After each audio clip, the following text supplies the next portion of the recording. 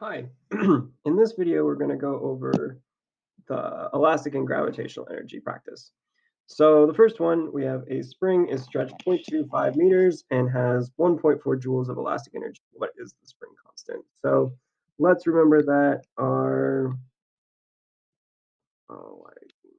stop it. That our equation for elastic energy is 1/2 kx squared. So it tells us that we have 1.4 joules of elastic energy. We have K is what we're looking for, right? The spring constant is K, and we are 0.25 centimeters or meters. So all that's left to do now is solve. So we have 1.4 is equal to, I'm going to go ahead and do 0.25 squared. So that's going to give me 0.0625.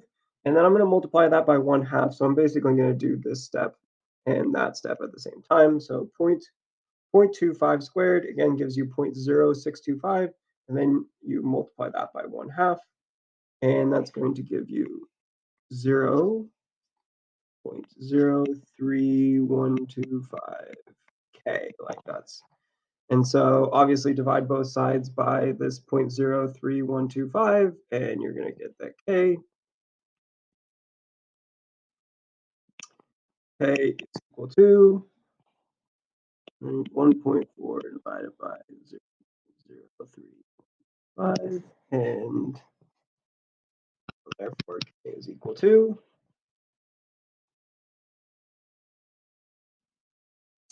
44.8. And the units on K are newtons per meter. So let's remember that. Make sure we got our newtons on there. Next one is we got a 5 kilogram block is held 15 meters above the ground. How much gravitational energy does it have? Well, we got our equation for gravitational energy is just mgh. So this one's pretty easy. We just got our 5 kilogram object. G is 9.8, and it is 15 meters above the ground.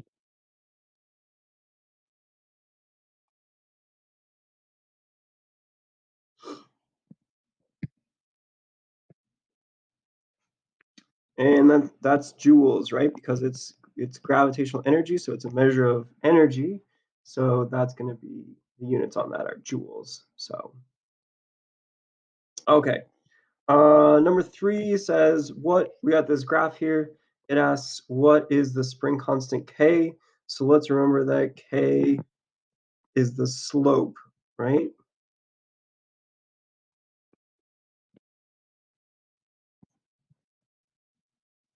So what we're going to do is we're going to try to find the slope of this line. So, right, find the rise and the run. So pick just any 2 points on that line. I'm going to pick those two. The rise there would be 2040, so it goes up 40, and it goes over 0.05, 0.05, so that would be 0.1 in the 2 points that I picked. You could pick any 2 points that you want on that. So K is equal to the rise over the run, so that would be 40 over 0.1, which is going to give you, I believe, 400. So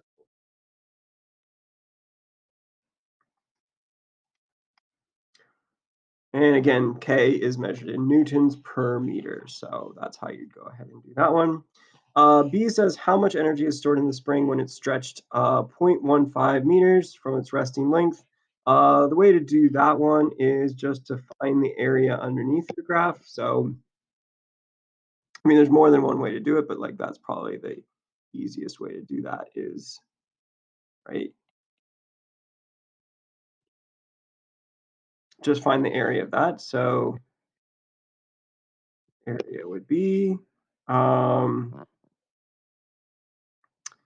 that's the energy, the elastic energy is going to be equal to 1/2 times by the base, which is 0.15, times by the height, which is 60 newtons.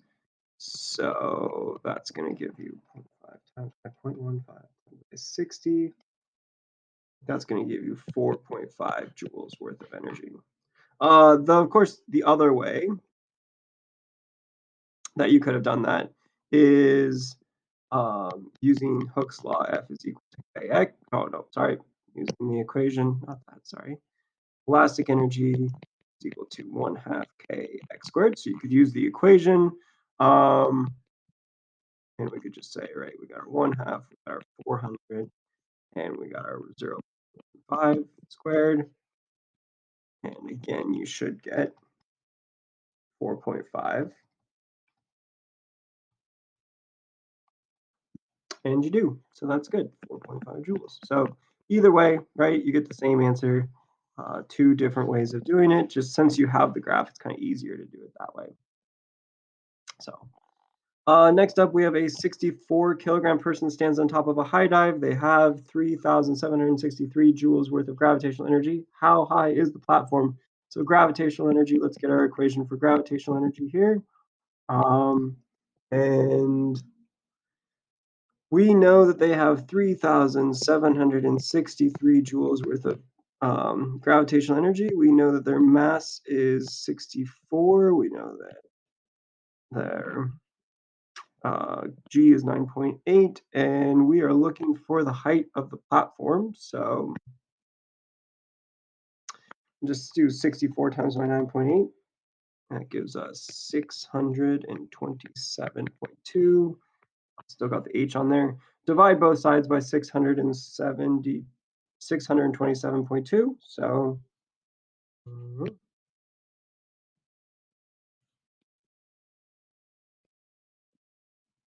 and we're going to get that H is equal to, we got 3,763 divided by the 627.2. And that's going to give us basically 6 meters, right? I got like 5.999, so 6 meters. All right, moving along to number 5 here. So a 0.01 kilogram dart is loaded into a toy dart gun. The spring of the dart gun has a spring constant of 480 newtons per meter. So that's our K. And the spring is pulled back 7 centimeters. So let's just remember that we need everything to be in meters. So that's 0.07 meters.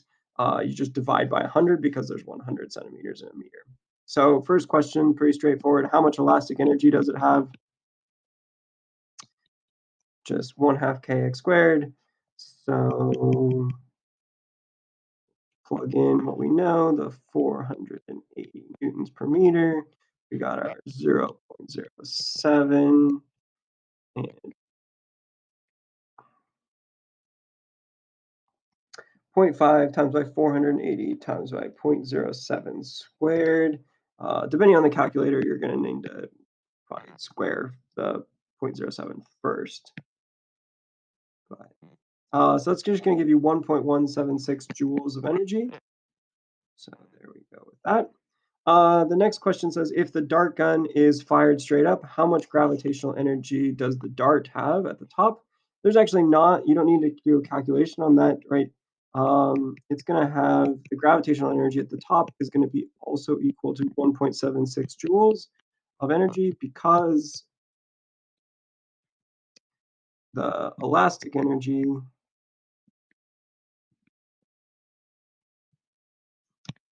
in the dart gun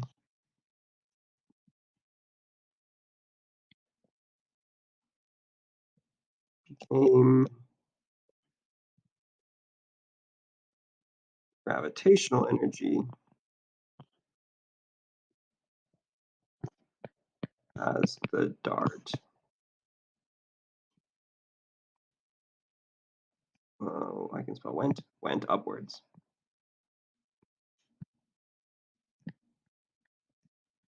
So basically, right, where, I mean, you ask yourselves, like, why did the dart go up so high? Well, because of the dart gun, and the dart gun had elastic energy. So basically, all that elastic energy turned into gravitational energy. So I would like you to have the number, but then also a brief explanation of why. So now that we know that, right, what is the maximum height? Well, we got our equation for gravitational energy, mgh. We know that we have 1.176 joules worth of energy. We know that the dart is 0.01.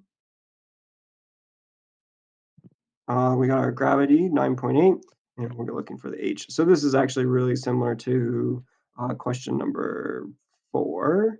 So 0.01 times by 9.8 is going to give you 0.098 h. Divide both sides. You're going to get that h is equal to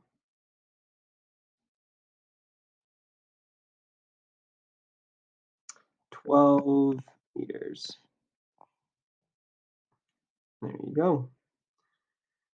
Number 6 is a very similar problem.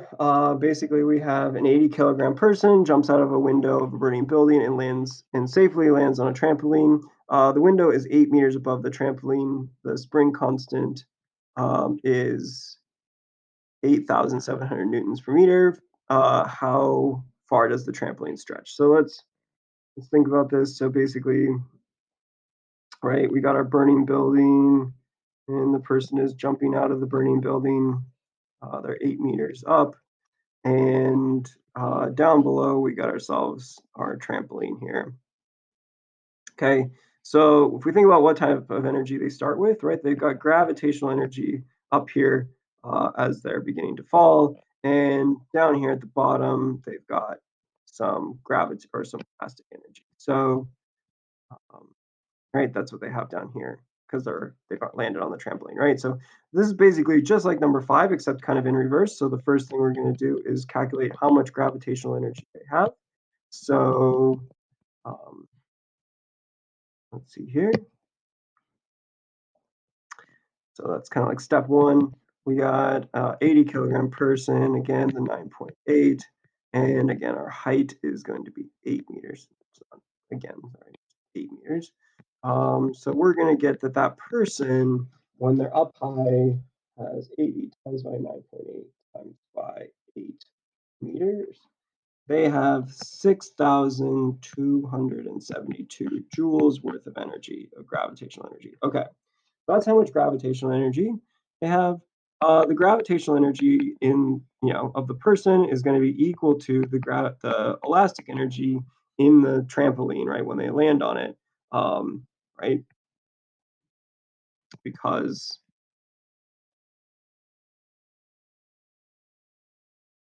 all the gravitational energy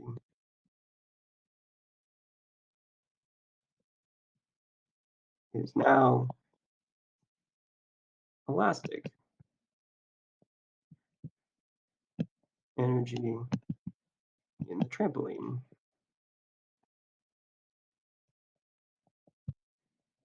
Okay, so what that means is, right, when we got our elastic energy is equal to 1/2 k x squared, we have 6,272 joules worth of energy is equal to 1/2. We got our k is 8,700 squared. So where x is how far the trampoline has stretched. So let's go ahead, 0.5 times by 8,700. So we got 6. Still got that on the left side of the equation. On the right side, we have 4,350, right? 1/2 of 8,700. And then obviously divide both sides. So divide both sides by 4,350.